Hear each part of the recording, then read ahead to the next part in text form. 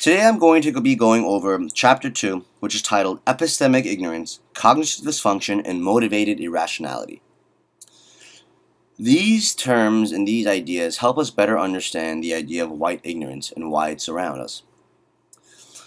We start off Chapter 2 with an example of the Washington, D.C.'s football team, which are called the Redskins.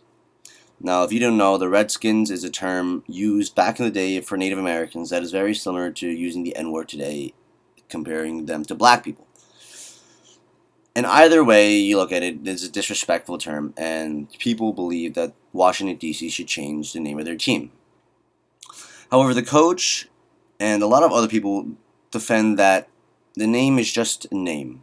That doesn't mean more than what it means, which is just a name. However, these people fail to see the other side of the other side of how people look at it, rather.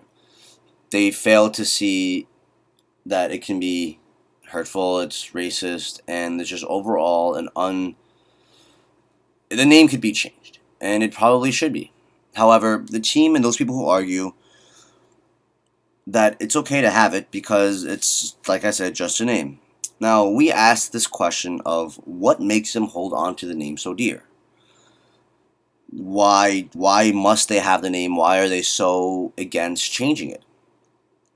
And the way we look at it is that their arguments are strained, evasive, and somewhat delusional in their arguments to keep the name. That there's like, oh, it's just a name, that it's not hurting anyone. They're failing to see the other side, and we consider this a delusional aspect because they don't understand what's going on with it in general. We go on in Chapter 2 and we go into talking about Vic's dogfighting incident. And we also, in Chapter 4, we explained how people are so condemning towards Vic's or what he did, yet they don't understand that every day they do the very similar wrong things when it comes to eating meat and factory food and everything like that. The way the animals are treated are very, very similar to what Vic did to the dogs. Not saying that that is justifiable. However, the people who condemn them, they don't see the fact what they're doing wrong, and again, that's in a sense delusional.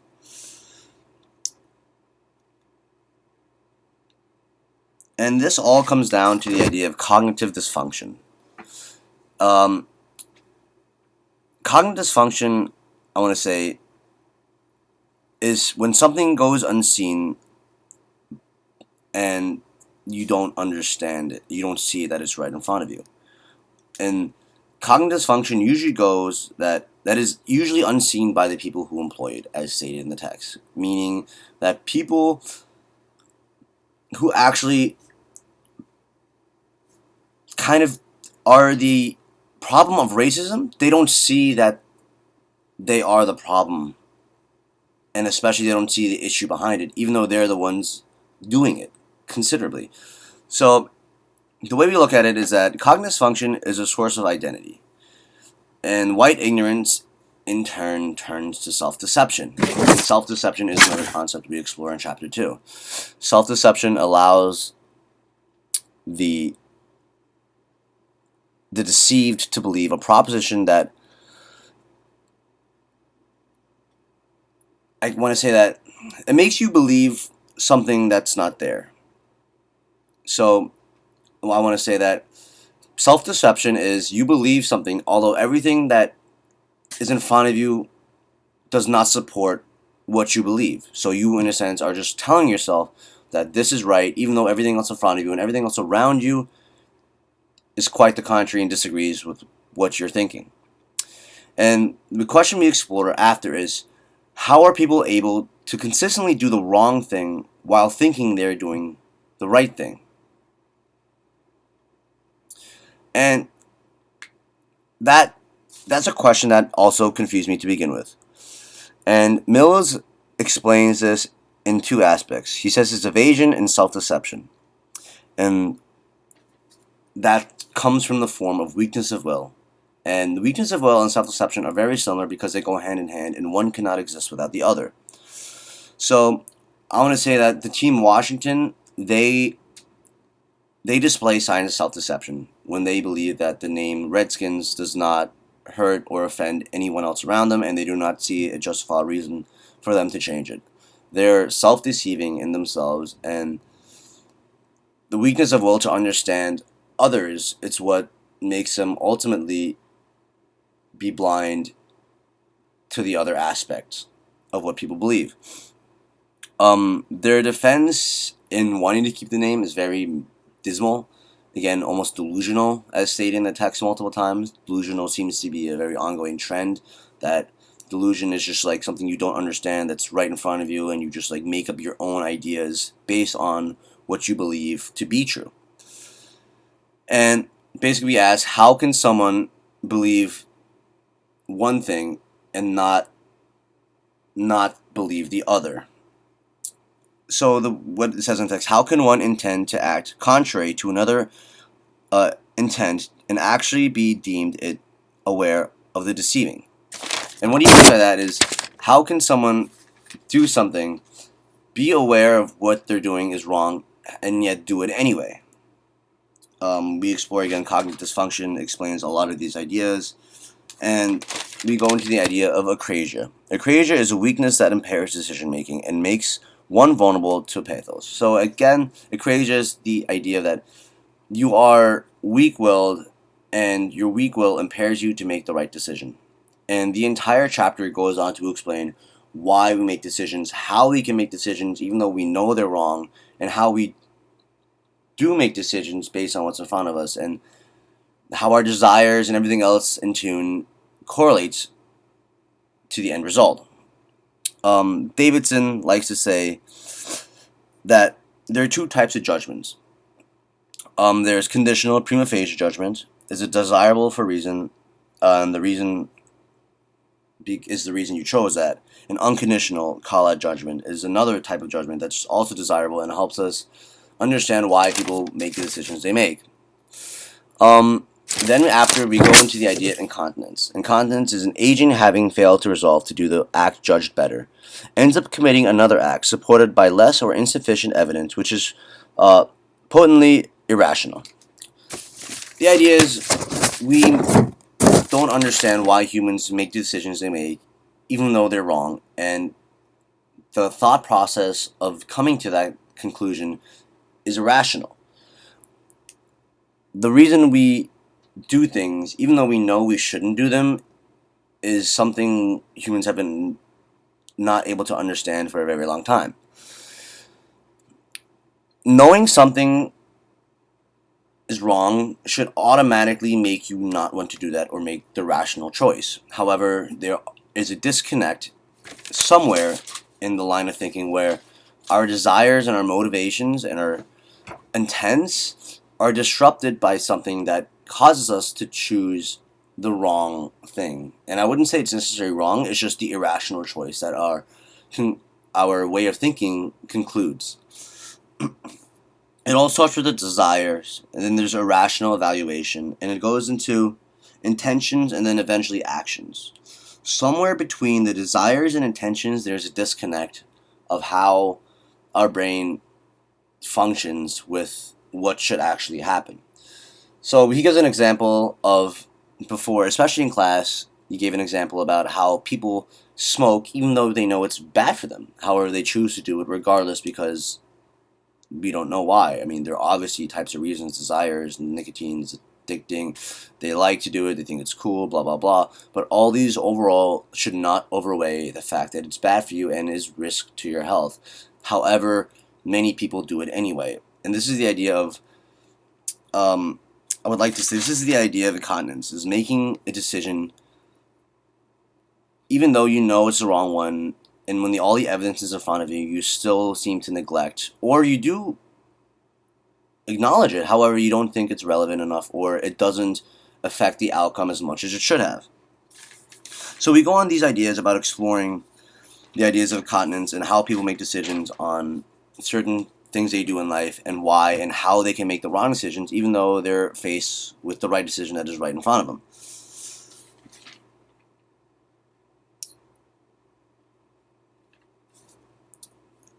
Mills goes on to explain that it's not just evidence, or I guess weak wills and deception and self-confidence that drives us to these irrational decisions, but desires can be a motivation as well.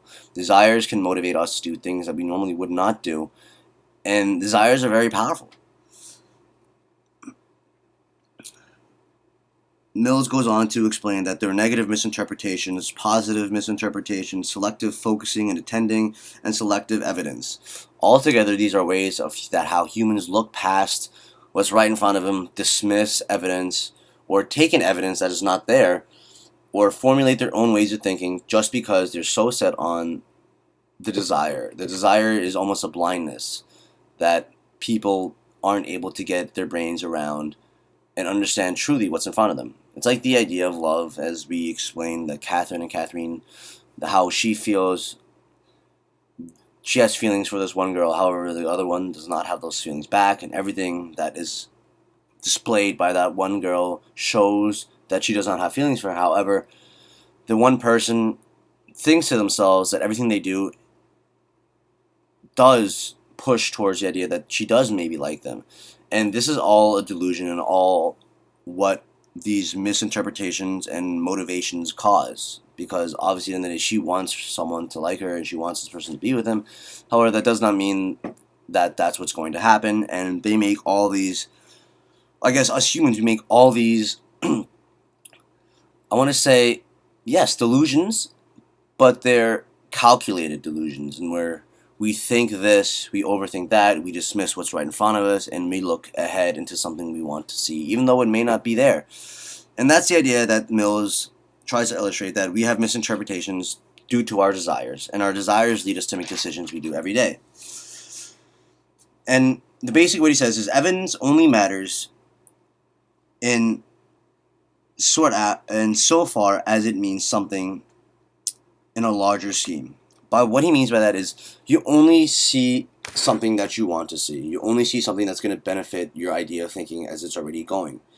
And this all happens after, I want to say, weakness of will, self-deception, because it gets to a point where you have to self-deceive.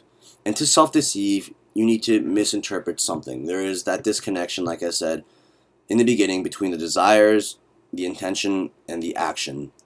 That there's a disconnection, and the disconnection is caused by how we want and see things and make the decisions. So desires, in a sense,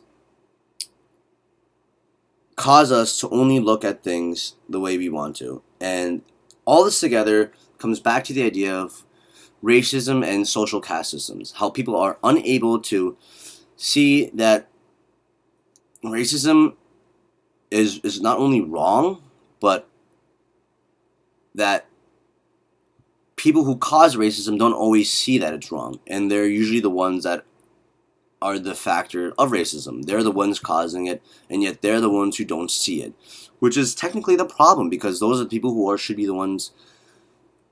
I wouldn't say they should be the ones fixing it, but those are the people who would be the ones to fix the problem.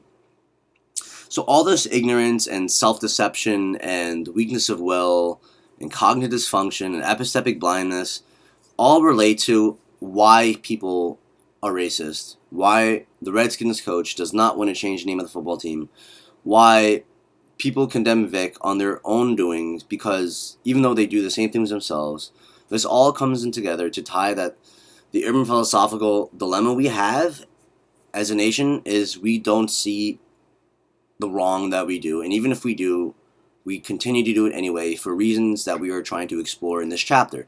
And this chapter helps us understand how people can make the wrong decision, believe that they're making the right decision, or they make the wrong decision not knowing they are making the wrong decision, which is, I want to say, kind of, I guess, naive and like almost impossible. However, I always believe people do have an understanding of what they do and how they see things.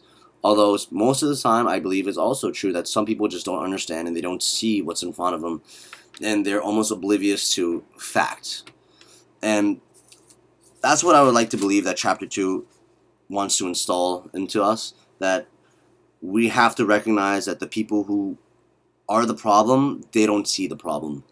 And even if they see the problem, they either don't care, they're ignorant towards it, or they're just scared and they want to hold on to an identity. And an identity is a very powerful entity that humans have. It's like if you were to take away part of someone, they're going to fight really, really hard to hold on to that. And this fighting causes the self-deception. It's the reason people are ignorant. It's the reason or weakness of will, because they fail to see the other side because they're holding on so much to what they believe in. And this all comes back to tying to the idea of white ignorance and the idea that they don't see, or rather, I want to say them, but the people themselves that cause these dilemmas in our social lives, they don't necessarily see. And even if they do, they may not be aware. And the best way we can fix this is to be aware. And to be aware is not always the easiest thing to do, because we have to take it into ourselves that there's always another point of view. We have to analytically look at our decision making, why we make decisions, what affects us to do the things we do, what are we missing, what are we lacking, what are we overlooking, and all these aspects together help us tie in the idea of Chapter 2 and its epistemic dysfunction, cognitive thinking, and cognitive dysfunction, epistemic blindness, and everything like that. It's all in turn a way to say that people don't understand what they're doing is wrong. It's the dysfunction of how we think. So I'm going to leave off with saying that the idea of Chapter 2 overall was to help us understand why or how people can just be so blind and just not see what's in front of them. And that's the idea that we want to come down to, is that racism is blindly obvious. And it's not blindly obvious, but it's just straight in your face, and people will just choose to turn to look the other way, and we explore the reasons of why humans possibly do that. And I would like to say I wish it was easy for everyone to understand and see this, but the way the reading was, I can totally understand how people can just be like up in the air about things like this, because I've met people personally who just don't seem to understand, I guess, the way the world works and how other people have different views. And I can personally relate to this, is because people can just be ignorant, or they can just be stupid. And an example I have in my personal life is, I was in the car once and my friend, well, not really my friend, he just happened to play on the same soccer team as me. My mom was carpooling him back. Some background on my life is I was adopted, and my mom, I consider her my mother, because a mother to me is someone who raised me from birth and blah, blah, blah, and that's just how I look at it. And this kid in the car, I remember we were driving back, dropping him off back at home, and he asked, "So, do you know your real mom?" And I saw the face of my mom, and she was kind of offended, because she was like, "I'm his real mom. I'm the one who raised him. I'm the one who taught him what he knows. I'm the one who gave him the tools to succeed in life and whatnot." And I understood why she felt offended, and I was slightly offended. However, I thought about it, and I thought about why or how can this kid ask this question that's just so, I want to say dumb, and just stupid, and just inconsiderate, and everything else you can imagine. But when I thought about it, it's just because he just doesn't know. He just doesn't understand. He wasn't in the same position as I was. He doesn't see or have the experience that I do to understand that there's another side and different ways to look at it. And this is something I believe in Chapter 2 really explores. It's just why people just do things that don't make sense to others.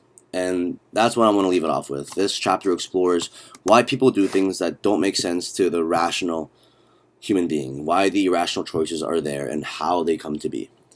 So that is exactly what I believe Chapter 2 explores, and I really enjoy the deep thinking and the idea of how it explores and asks the questions why, how, is it possible, in a sense, for these things to be occurring. So I really wanted to leave off with that and basically say that there's always another way to look at things, and there's nothing wrong with trying to understand others and why they make the decisions they make. So yes, that's exactly everything I have today. Thank you very much. I look forward to reading the rest of the chapters in the book.